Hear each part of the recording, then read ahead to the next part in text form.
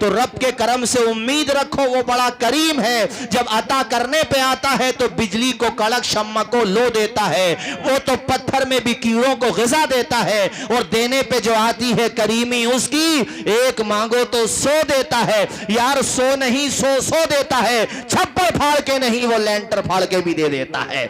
जब वो देने पे आता है मेरे साथियों, इतना देता है कि तुम अंदाजा भी नहीं लगा सकते। रब के रहम से उम्मीद रखो। रब फरमाएगा, ओ हाफिज कुरान तू फिक्र क्यों करता है, पहचानता जा, तलाश करता जा, देख ले कौन कौन है जो नबी के दीन के लिए तुझसे मोहब्बत करता था। सिर्फ खाना खिलाने वाला नहीं, सिर्फ पानी पिलाने वाला नहीं, जो भी तुझसे मोहब्बत हुजूर के दीन की वजह से करता था, इसलिए करता था कि तू नबी का मेहमान है। पहचान ले, मेरा करम शामिल हाल है, उंगली थामता जा, जन्नत में दाखिल करता चला। और वो इतना बड़ा करीम है, सुभान अल्लाह। वो गफ्फार भी है, सत्तार भी है, लोगों बख्शने वाला है। सूखी टहनी को साज देता है, पत्थरों को भी नाज देता है। सूखी टहनी को साज देता है, पत्थरों को भी नाज देता है। उसकी कुदरत के सब करिश्मे हैं, उसकी कुदरत के सब करिश्मे हैं, जिसको चाहे नवाज देता है। अल्लाह अल्लाह, वो बड़ा करीम है, मदद करने वाला वो, और आपकी परेशानियों को दूर करने वाला वो, आपके गुनाहों पे पर्दा डालने वाला वो। और जब मदद के सारे दरवाजे बंद हो जाएं तो उम्मीद का दरवाजा खोलने वाला वो। अभी तुर्की में बड़ा भयानक, बहुत भयानक ज़लज़ला आया, उसका मैं जिक्र करूंगा, मगर मैंने अभी एक तस्वीर देखी, किसी ने मुझे भेजा, उसमें लिखा हुआ है कि 48 घंटे के बाद एक दूध पीता बच्चा रेस्क्यू किया, बड़ी बहुत मुश्किल के बाद वो इमारत से ढांचा गिर गया था, उस बच्चे को निकाला गया। बताओ, उस ढांचे में जहां बड़े बड़ों का दम टूट गया, हड्डियां टूट गई मियाँ, लोगों की आहें निकल रही हैं, वीरान हो गए, मलबों के ढेर बन गई, पूरी पूरी इमारतें, पूरे पूरे मोहल्ले मलबों के ढेर में तब्दील हो गए, बड़े बड़ों की जिंदगियां खत्म हो गई। मगर वो दूध पीता बच्चा अपना अंगूठा मुंह में किए हुए है, तभी किसी अखबार वाले ने फोटो ले लिया। 48 घंटे के बाद वो बच्चा निकला, तब भी मुंह में अंगूठा किए हुए था। वो कौन है जिसने उस बच्चे की जान बचा ली? मेरा खुदा है, मेरा परवरदिगार है। अंधेरा दूर करने को उजाला कौन देता है?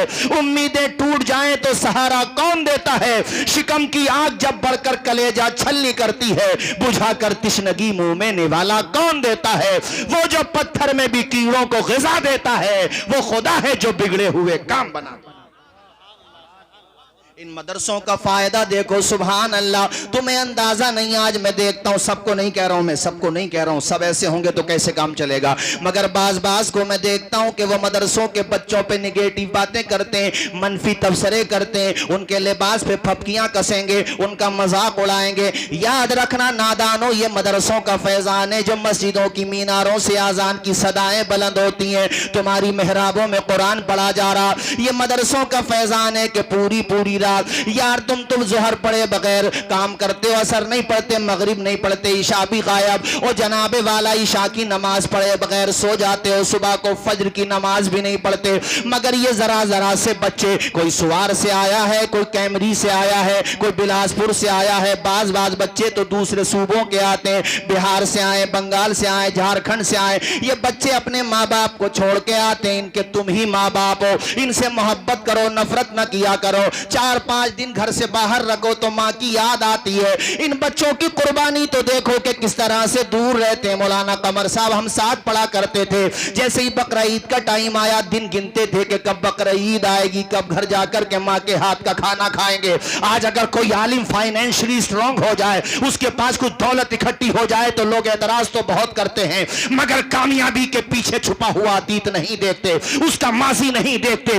उसने जनरल टिकट के साथ, उसने जनरल टिकट टिकट से सवारियां की हैं, जनरल डिब्बों में धक्के खाए हैं, कितनी परेशानी उठाई है। 15 साल तक एक तालिबे इल्म मेहनत करता है, दाल रोटी खाता है, तब जा करके मौलाना कमर मिसबाही बनता है, तब जा करके वो एक आलिम दीन बनता है। ओ भाइयों, किसी आलम को अगर तुम खुशहाल देखो तो उससे हसद न किया करो, उसका माजी देख लिया करो और अपने बच्चों को मोटिवेट किया करो और अपने बच्चों से कहा करो कि बेटा हमें तुम्हें आलिम दीन बनाना है, हमें कुरान पढ़ाना है ताकि तुम्हारा दीन भी सलामत रहे। और जिसका दीन सलामत रहता है अल्लाह उसकी दुनिया भी सवार देता है, उसे किसी का मोहताज नहीं बनाता, अल्लाह उसे भी अपने पैरों पे खड़ा करता है।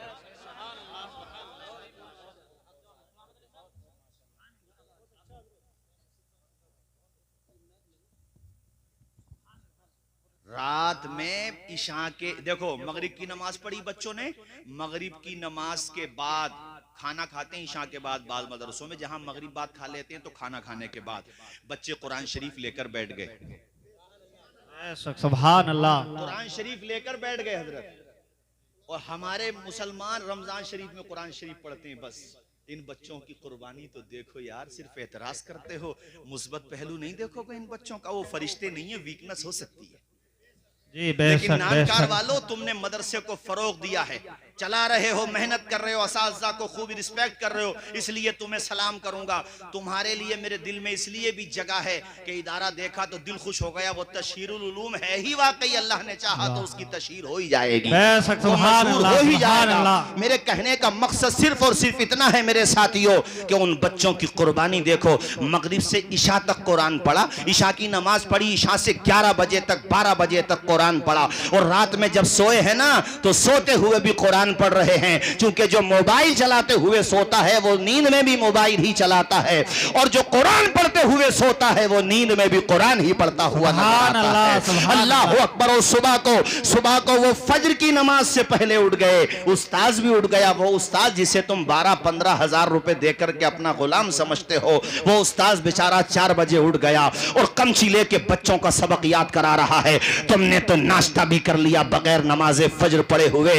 इन बच्चों की पेशानी को चूमा करो, अरे इनकी गर्दे राह को झुक झुक के सलाम किया करो। अल्लाह के पैगंबर की निगाहें देख रही थी कि एक दौर आएगा जब मदारिस के तलबा को हकीर समझा जाएगा, जब उलमा को हकारत की नजर से देखा जाएगा। अल्लाह के पैगंबर ने तलबा की दिलजोई करते हुए फरमाया, ए तालिबाने उलूमे नबविया, दिल थोड़ा नहीं करना।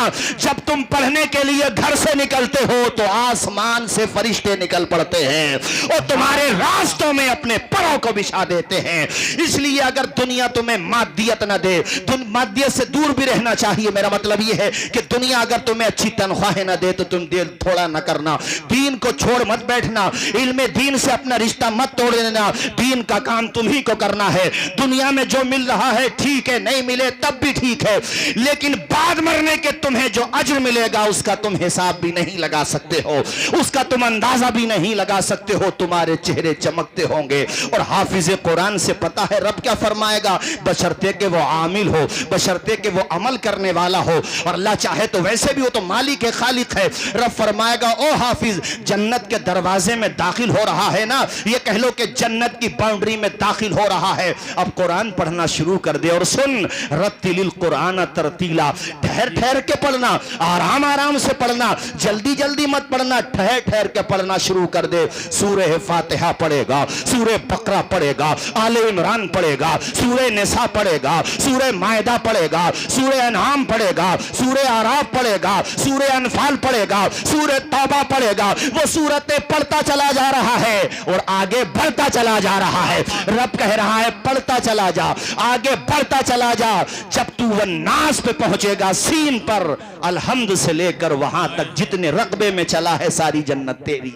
नारे तकबीर, नारे रिसालत, अजमते फैजानी गौसी आजम, अजमते कुरान, शानी कुरान। नामकार वालों, तुमने खाना खिलाया है, मोहब्बत की है, मदरसे का ताउन किया है, जलसे में भी ताउन किया है, आए भी हो, मोहब्बत में बैठे हो, दिल थोड़ा ना करना। ये 3 बच्चे जो हाफिज कुरान बने हैं, अल्लाह ने चाहा ये 300 को बनाएंगे। जरा जोर से बोलो यार, जोर से बोलो।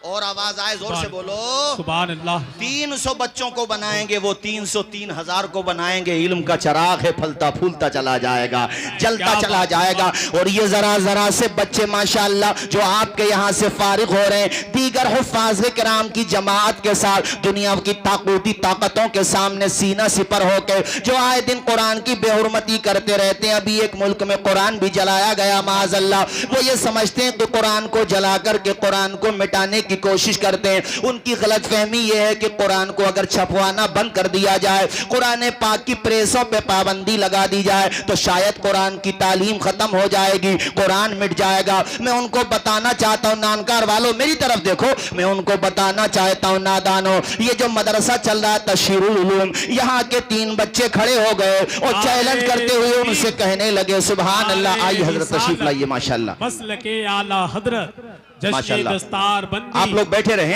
आइए उस्मान भाई माशाअल्लाह बहुत अच्छा पढ़ते हैं, बहुत प्यारा पढ़ते हैं हमारे उस्मान हारूनी साहब माशाअल्लाह। खैरियत से भाई माशाअल्लाह। कलमा शरीफ पढ़े एक मरतबा, ला इलाहा इल्लल्लाह मुहम्मदुर रसूलुल्लाह। वक्त भी कम है, मेरे फौरन बाद फिर हारूनी साहब तशरीफ लाएंगे। हजरात मैं ये कह रहा था, ये कि तीनों हाफिज कुरान हुफ्फाज खड़े हो गए और सीना सिपर होकर के दुनिया वालों से कहते हैं, हक का पैगाम मिट नहीं सकता, दीन का नाम मिट नहीं सकता। सारे लोग पढ़े मेरे साथ, हक का पैगाम मिट नहीं। जो कुरान जला रहे हैं, कुरान के खिलाफ बकवास कर रहे हैं, वो एक अपने लखनऊ का भी तो था ना, वसीम नाम का, वो अब तो सुना कुछ और नाम हो गया है उसका। वो कुरान बदलने चला था, कुदरत ने उसी को बदल दिया, वो खत्म हो गया, मिट गया। अब तो हुकूमत ने भी उसको लात मार दी, न दुनिया का रहा, न दीन का रहा, न खुदा ही मिला, न विसाले सनम, न इधर के रहे न उधर के रहे। वहां तो पिटाई होना ही है, मगर यहां भी रुसवाई शुरू हो गई।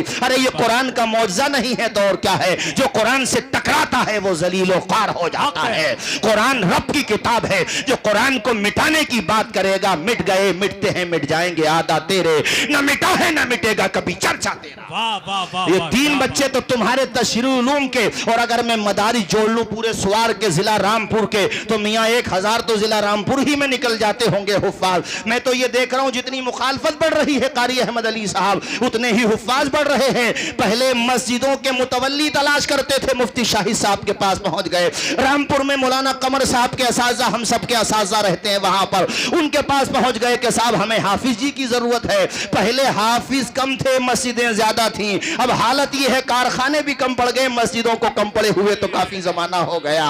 अब तो बात यह है कि एक एक मस्जिद में कई कई हाफिज कुरान शरीफ सुन भी रहे हैं, सुना भी रहे हैं। वो कह रहा है कुरान मिट जाएगा, मगर जमीनी सच्चाई ये कह रही है कि है कौले मोहम्मद कौले खुदा, फरमान न बदला जाएगा, बदलेगा जमाना लाख मगर कुरान न।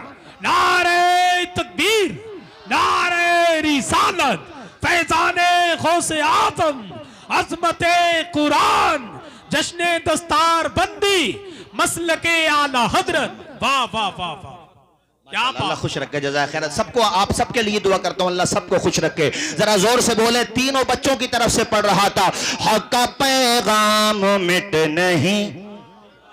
पूरा मजमा पढ़े, मैं ज्यादा देर नहीं बोलूंगा चूंकि मुझे अपने दोनों मेहमानों का ख्याल है, और अल्हम्दुलिल्लाह मैं उन स्टेजी लोगों में से हूं जो अपने बाद वालों को ख्याल करता हूं। और भी हैं मगर मैं भी उनमें से हूं। ख्वाह मुझे 30 मिनट बोलना पड़े, उसकी वजह यह है कि मैं इनके बाद होता तो मैं भी तो वेटिंग लिस्ट में ही होता, इसलिए ख्याल रखना चाहिए अहले स्टेज को भी एक दूसरे का। माशाल्लाह मुझसे पहले वालों ने मेरा ख्याल किया तो मैं अपने बाद वालों का ख्याल करूंगा। अल्हम्दुलिल्लाह। पढ़िए जरा जोर से सुभान अल्लाह। हक का पैगाम मिट नहीं सकता, दीने, अरे आप तो दुआ दे दो बुजुर्गों, हमारे वही काफी है। ये पैसा देने के लिए तो जवान बहुत है, आप तो बड़े हैं हमारे माशाल्लाह। बैठिए, अल्लाह खुश रखे आपको। हक का पैगाम मिट नहीं सकता, दीन का नाम मिट नहीं सकता, सारी दुनिया हो एक तरफ फिर भी, सारी दुनिया हो एक तरफ फिर भी, मेरा कुरान मिट नहीं। क्या बात है, वाह वाह वाह वाह, जिंदाबाद जिंदाबाद, बहुत अच्छा भाई, बहुत। अरे बहुत सी मुर्गियां हलाल हो गई कुरान को मिटाने वाली। और तस्लीमा नसरीन थी बांग्लादेश की, ऐसी बीमारी में गिरफ्तार है कि बता भी नहीं सकती। सलमान रुश्दी था, वो भी टेढ़ा हो गया। और ये अपने भारत में ये था जिसका मैंने जिक्र किया, मनहूसों का ज्यादा नाम लेना सही नहीं है पाकीज़ा जलसों में। मैंने तो एक दिन वीडियो किसी ने मुझे व्हाट्सएप पे भेजा, तो उसमें ऐसे रो रहा था जैसे बिल्ली, जैसे वो जो खिस्यानी बिल्ली खंबे को नोचती है। वो तो ये अच्छा के खंबे पे करंट नहीं आ रहा वरना वहीं पिचक जाएगी। अरे जिल्लत उनके मुकद्दर में है जो कुरान से टकराएगा। और नानकार वालों से सबक हासिल करो, खुशी होती है। माशाल्लाह देख रहा हूँ, मुझे बता रहे थे नवाब भाई ने भी बताया, मौलाना कमर साहब ने भी बताया कि माशाल्लाह इस बस्ती के लोग अल्हम्दुलिल्लाह उन बस्तियों जैसे हैं जो बच्चों को बिल्कुल आल औलाद की तरह पालते हैं। मेहमान सखावत तो नजर आ ही रही है माशाल्लाह, और जो बाकी ये बाद में नजर आ जाएगी उस्मान भाई अल्हम्दुलिल्लाह।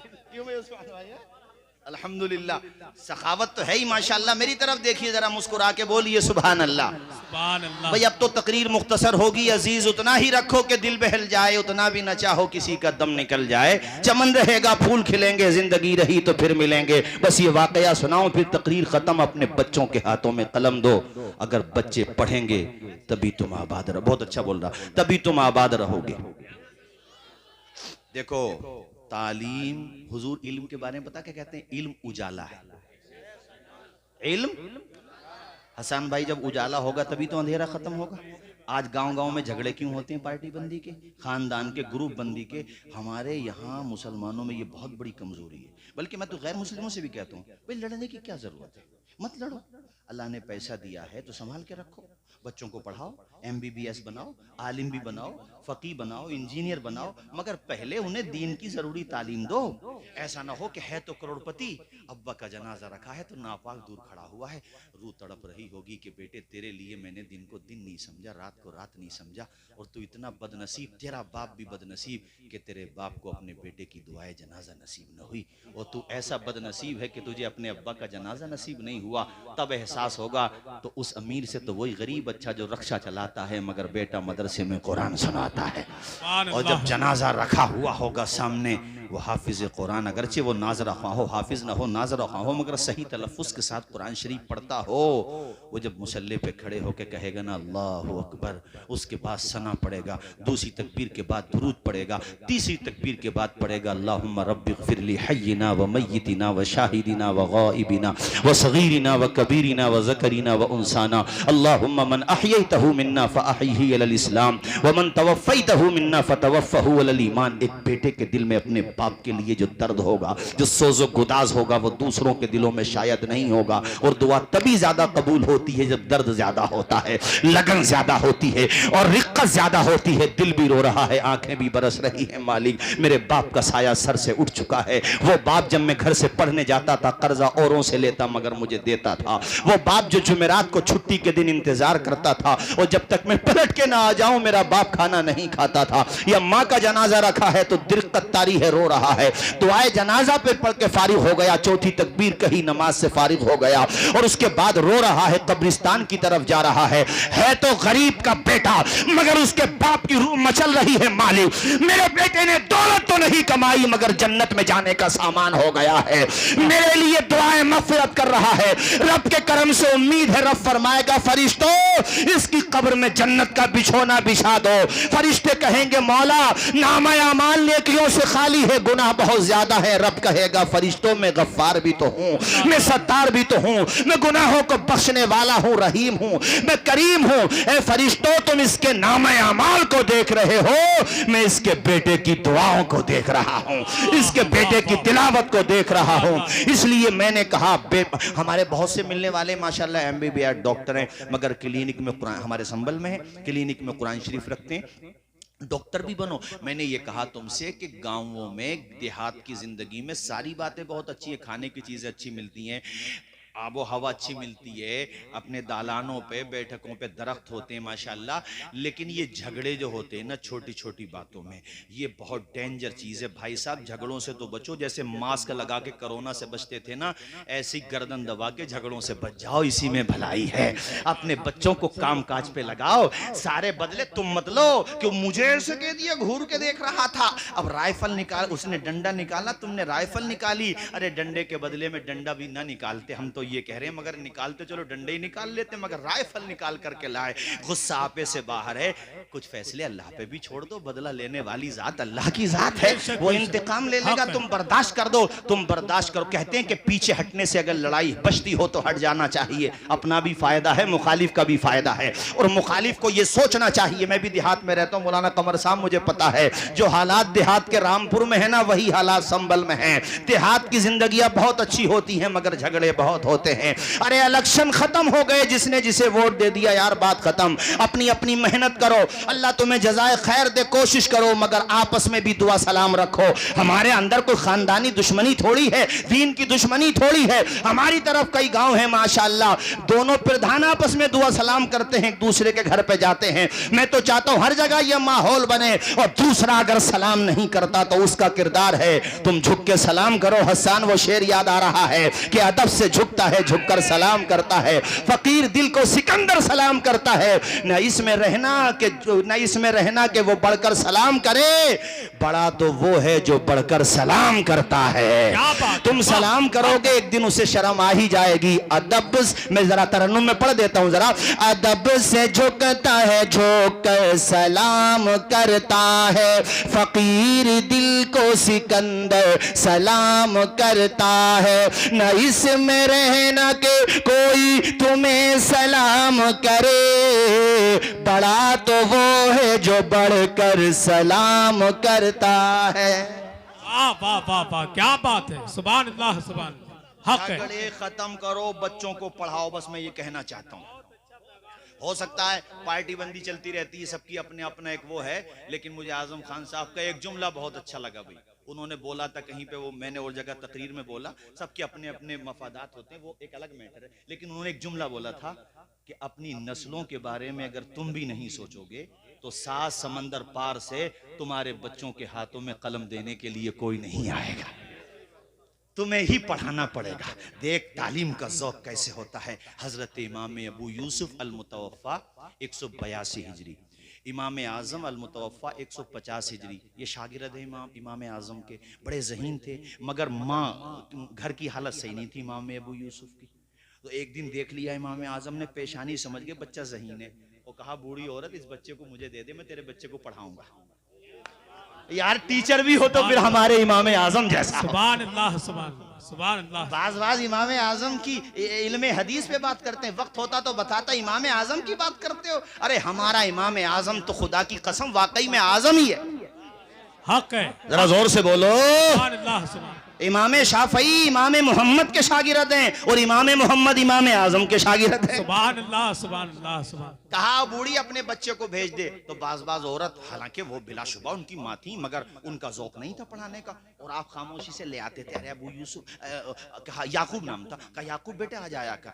अब वो चले जाते तो उनको भी ज़ौक़ था। और इल्म की प्यास तो ऐसी होती है कि मरीज़ इश्क पर रहमत खुदा की, मर्ज बढ़ता गया जूं जूं दवा की। एक दफा ज़ौक़ हो जाए। कितने बच्चे अशरफी में पढ़ते थे, पूछो कमर भाई से। हम लोग तो खैर घर से माली हालत में ठीक थे, कितने बच्चे ऐसे थे। एक बच्चा था नहीं, वो बिहार का, वो कई बच्चे थे कि रमज़ान शरीफ में जो नजरा, ये जो आजकल नजरानों पे भी एतराज़ करते हैं ना मसाजिद के, मैं उनकी बात नहीं कर रहा हूँ जिन्होंने कारोबार बनाया, उनकी बात नहीं कर रहा हूँ, मैं उनकी बात कर रहा हूँ जिनको मिलता है खुशी से, उस पर भी कुछ लोगों को तकलीफ होती है। तो रमज़ान शरीफ में जो नजराना मिलता था, उस नजराने से पूरे साल की तालीम का खर्चा करता था। बरकाती हॉस्टल में वो बच्चा रहता था, तो बड़ा ख्याल, वो बताता था अपने हालात के, हजरत आधा नजराना मैं घर पे दे देता हूँ हसन भाई, और आधा नजराना मैं अपने लिए पढ़ता था। वो उसको प्यास थी इल्म की। ये तो प्यास ही ऐसी है, लग जाए तो खत्म कहाँ होती है। फकीह मिल्लत मुफ्ती जलालुद्दीन अमजदी फरमाते थे कि पढ़ने की शुरुआत तो यानी पढ़ने की शुरुआत तो तब होती है जब फारिग हो जाता है बच्चा। वो तो ज़ौक़, अरे इल्म तो एक समंदर है ना, हम लोग तो कुछ भी नहीं है उसकी। आला हजरत इमाम अहले सुन्नत पे भी कुछ लोग उंगलियां उठाते हैं। आला हजरत का लिखा हुआ फतावे रज़विया का खुतबा नहीं पढ़ा जाएगा इन ऐन गैनों से।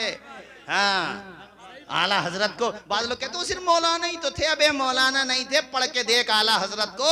वो हजरत शरफ मिल्लत ने कहा था कि क्या था वो शेर, कि मीनारे कसरे रजा तो बहुत बुलंद काफी है, तुम उसके पहले ही जीने पे चढ़ के दिखा दो। फतावे रज़विया तो एक करामत है, तुम हदायत बख्शिश ही पढ़ के। वाह वाह वाह वाह, नारे तकबीर, नारे रिसालत, फैजाने गौसे आजम, मसलके आला हजरत, इल्मे आला हजरत। वाह हसन भाई, वो आला हजरत ने जो मुफ्ती के लिए उलूम बताए हैं ना, उलूम, जिसका इमला सही ना हो और जिसकी उर्दू सही ना हो, उर्दू तो उर्दू, जो आलमियत सही से पढ़ा हुआ ना हो वो ही ना पढ़ पाएगा नकल के साथ। रटना तो दूर की बात है। मेरे आला हजरत, अबे दुनिया ने कोई आला हजरत बिलाई वजह माना? मैं देख रहा हूँ, मैं उन मुजाविरों की बात कर रहा हूँ। अभी मैंने एक वीडियो देखा, एक मुजाविर साहब, मुजाविर भी नहीं कहना चाहिए, डाकू है। मुजाविर तो एक अच्छी इस्तिलाह है भाई, जो खिदमत करते हैं मज़ाहिर की। वो एक औरत का वो बांध रहा है। मामा, ये आला हजरत से चिढ़ते यूं ही तो हैं। अरे आला हजरत का जो मौकफ है वो तने तनहा उनका थोड़ी है, वो तो वो है जो हुजूर ने दिया, सहाबा का है, अहले बैत का है। और अपने भारत की बात करो तो जो गरीब नवाज का मौकफ है वही आला हजरत का है। आला हजरत से चिढ़ने की वजह यह है कि चूंकि इस सदी में नाम उनका ज्यादा लिया जाता है, इसलिए चिढ़ते हैं। वो मकसद क्या है कि मजारों पे बैठ के डाका डालें। एक औरत को छूने की इजाजत नहीं है। अरे यार, गैर महरम हो तो देखने की इजाजत नहीं, तुम उसके सर पे अमामा लपेट रहे हो, अमामे की भी तौहीन कर रहे हो। ऐसे ही लोग आला हजरत के बारे में बकवास करते हैं। अगर आला हजरत को समझना है तो फिर सदरुल शरिया को पढ़ना होगा। आला हजरत को समझना है तो अजमलुल उलमा को पढ़ना होगा। मुरादाबाद के सदरुल अफाजिल को समझना होगा। आला हजरत को समझना है तो शेखुल मशाइख अली हुसैन अशरफी को पढ़ना होगा। मुहद्दिस आजम हिंद को पढ़ना होगा। बड़े बड़ों ने जब आला हजरत को पढ़ा तो खुदा की कसम उन्होंने मोहब्बत के साथ यही कहा था, मुल्के सुखन की शाही तुमको रजा मुसल्लम, जिस समत आ गए हो सिक्के बिठा दिए। हाय हाय हाय हाय हाय, वाह वाह वाह वाह वाह, जिंदाबाद जिंदाबाद। भाई ये गुलू नहीं है, ये सच्चाई है। जब कुरान की आयतों के हवाले से साइंसदानों ने बकवास की तो मेरा रजा था। जो आपने जमीन के हवाले से किताब लिखी थी, और ऐसी किताब के बड़े बड़ों को समझने में पसीना आ जाता। हमारे आला हजरत की बात करते हैं। अबे जिस मौजू पे लिखते हैं ना, किताब का नाम भी वही लिखते हैं, यानी किताब के नाम से साबित हो जाता है कि किताब है किस टॉपिक पे, और उसी नाम से तारीख भी निकल के आती है कि किस सन हिजरी में लिखी थी। ये हमारे आला हजरत हैं। और अशार की बात मैं कर रहा था, बात खैर काफी दूर निकल आई। मैं ये कह रहा था, आप लोगों को समझा रहा था कि इल्म हासिल करने के लिए बड़ी परेशानियां उठाना पड़ती हैं। वो मिस्र में, हजरत मिस्र में जामे अजहर में कई अहबाब ने बताया कि जब वहाँ आला हजरत की किताबें पेश की गई तो वो हैरत में पड़े हुए थे। कह रहे थे यार, अजम में इतना बड़ा आलिम पैदा हो गया, चूंकि वो तो अरब हैं और आला हजरत की तो अरबी भी ऐसी सुबहान अल्लाह फसीहो बलीग, बड़े बड़े लोग। ये सच्ची बात है इसमें मैं ये बात जरूर कहूंगा कि आला हजरत का जब हवाला पेश हो तो दीगर बुजुर्गाने दीन का भी हो, ताकि दुनिया ये समझे। चूंकि कुछ हासिदीन भी है ना, सोचते हैं ये आला हजरत नहीं कहा होगा, जबकि ऐसा नहीं है। आला हजरत ने वही कहा है जो सारे बुजुर्गों ने कहा है। हाँ, जो हुजूर से सहाबा और सहाबा से ताबीन ऐसी आगे बढ़ता रहा। अपने भारत में आ जाओ तो मुजद्दिद अल-फसानी ने वही कहा, शाह अब्दुल हक मुहद्दिस देलवी ने वही कहा, शाह अब्दुल अजीज की तोहफा इसने अशरिया पढ़ो रद्द रवाफिस पर, वो भी वही। अपनी बदायूं के अल्लामा ताजुल फहूल बदायूनी अलैहि रहमत, जो आशिक रसूल हैं अल्हम्दुलिल्लाह, और जिनकी मदह में खुद आला हजरत ने लिखा है माशाअल्लाह, इतने बड़े अकाबिर किचोचा हो। मेरे कहने का मकसद सिर्फ ये है आप लोगों से कि अपने बच्चों के हाथों में कलम दे दो, झगड़ों से बचा लो यार अपनी नस्लों को। और झगड़ा हो ना तो खुद ही निपटा लो। बुरी तो नहीं लग रही है मेरी बात ना? 2-3 आदमी बड़ी घुर्रिया के देख रहे हैं। आला हजरत कहते हैं अपना मामला खुद हल करो, वरना दोनों पार्टियों से पैसा बराबर जाएगा और दोनों के आदमी बराबर जाएंगे जेल में। एक दो इधर उधर हो सकता है। बड़े बूढ़ों को, हर पार्टी में समझदार लोग भी होते हैं, उन्हें आगे आना चाहिए। पता है फितने क्यों बढ़ते हैं? क्योंकि समझदार लोग पीछे हट जाते हैं, अमन पसंद लोग डर जाते हैं, यार हम क्यों पढ़ें। पढ़ना चाहिए। अगर हमारे पढ़ने से आग बुझती हो तो पढ़ना। थोड़ी देर की बुराई तो आएगी, बस बच्चों को पढ़ाओ। देखो याकूब को इमाम अबू यूसुफ को रखा। एक दिन आ गई उनकी अम्मा, कहा भाई मेरे बेटे को तो मेरे हवाले कर दो, घर का खर्चा इसी की कमाई से है। मेरे इमाम आजम ने कहा, ए बूढ़ी माँ ये बता तेरे घर का खर्चा कितने पैसों में चलता है? आया है उस्ताज भी हो तो फिर हमारे इमाम जैसे। सुभान अल्लाह नहीं बोलोगे? मैं बच्चों से भी कहता हूँ, बेटा जब फारिग हो के बड़े बन जाओ ना तो उन्हें मत भूल जाना जिन्होंने तुम्हें कायदे बगदादी पढ़ाया। वाह वाह वाह, जिन्होंने तुम्हें यस्सरनल कुरान या नाजरा पढ़ाया तो उन्हें भूल मत जाना, क्या बात। बल्कि अपने असाज़ा को देखा करो तो कहा करो खुद से चलकर नहीं ये तर्ज सुफन आया है, जी। पाँव दाबे हैं बुजुर्गों के तो फन आया है। वाह। मुफ्ती साहब तशरीफ नारे तकबीर, नारे रिसालत, फैजानी गौसे आदम, खत्म कर रहा हूं बस। मसलके आला हजरत हजरत अल्लामा मुफ्ती इमरान हनफी साहिब किबला, आमदे उलमाए अहले सुन्नत, सबका लिहाज आमदे उलमाए अहले सुन्नत, नारे आइए मुफ्ती तकबीर। साहब, माशाल्लाह। आप लोग बैठे हजरत रहिए, बैठे अल्लामा रहिए, बैठे मुफ्ती रहिए, बैठे यूनिस रहिए। साहिब हम लोग किबला, खड़े हो जाते हैं, आप लोग बैठे रहिए, हजरत बैठे। अल्लामा मुफ्ती यूनिस रजा कादरी साहिब किबला, नारे तकबीर, नारे रिसालत, आमदे उलमाए अहले सुन्नत, नारे तकबीर, नारे रिसालत।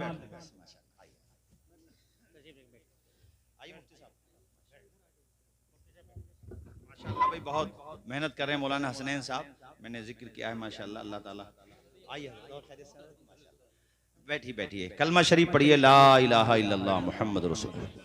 शोहरा आफाक खतीब माशाल्लाह, और मैं तो बल्कि कहता हूँ ये सिर्फ खतीब नहीं है, बेहतरीन अदीब भी हैं अल्हम्दुलिल्लाह। ये तो ये तवज्जो न दें तो बात अलग है, वरना बहुत गहरा आदमी है अल्हम्दुलिल्लाह, इसमें कोई मुबालगा नहीं है। हमारे यहाँ नखासत उलूम में माशाल्लाह बहुत से बच्चे, और अभी इसी दरमियान हजरत मुफ्ती यूनुस साहब किबला, मौलाना कमर साहब, इन्होंने हमारा इम्तिहान लिया था कादरिया में, जब हम सालिसा में पढ़ते थे तब हजरत ने हमारा इम्तिहान लिया था माशाल्लाह। और सादा शख्सियत हैं। और एक बात और बता दूं मैं आपको, एक एतबार से ये हमारे सीनियर हैं, हम इनके जूनियर हैं, चूंकि इनके उस्ताद और हजरत मुफ्ती इमरान हनफी साहब के उस्ताद और मेरे उस्ताद एक ही हैं, हजरत मुफ्ती इसहाक साहब किबला कैमरी वाले। अरे वो भी सादा सी शख्सियत है मगर बहुत गहरी शख्सियत है माशाल्लाह अल्हम्दुलिल्लाह। अल्लाह ताला हजरत का साया दराज फरमाए। ये बात मुकम्मल करूं तो इमाम आजम ने कहा, बूढ़ी माँ ये बता तेरा खर्चा कब? अरे तुम खर्चे से क्या लेना, कब बता तो? का इतना खर्चा मेरे घर का है।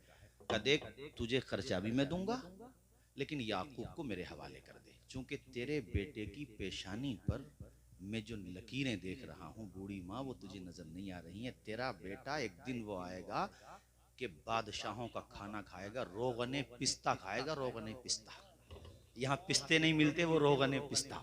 और एक रिवायत में है आपने कहा जाफरान और बादाम का हलवा, जरा जोर से बोलो, जाफरान और बादाम का हलवा। अब देखो बूढ़ी माँ मुतमईन हो गई, चूंकि उनको सैलरी चाहिए थी, तनख्वाह। इमाम आजम वो तनख्वाह देते रहे और वो याकूब से अबू यूसुफ और फिर चीफ जस्टिस बने। अल्लाह अल्लाह नहीं बोलोगे जोर से सुभान अल्लाह। मगर गवर्नमेंट के दबाव में नहीं आते थे, जो शरीयत का फैसला होता था वही करते थे इमाम हजरत इमाम अबू यूसुफ अल मुतवफ़ा 182 हिजरी, जलालत इल्मी का झंडा कल भी फजलो कमाल की चोटियों पर लहरा रहा था और आज भी लहरा रहा है। इमाम आजम के साथ जब जिक्र होता है तो शेखैन कहा जाता है, इतनी बड़ी शान है इमाम अबू यूसुफ की। एक दिन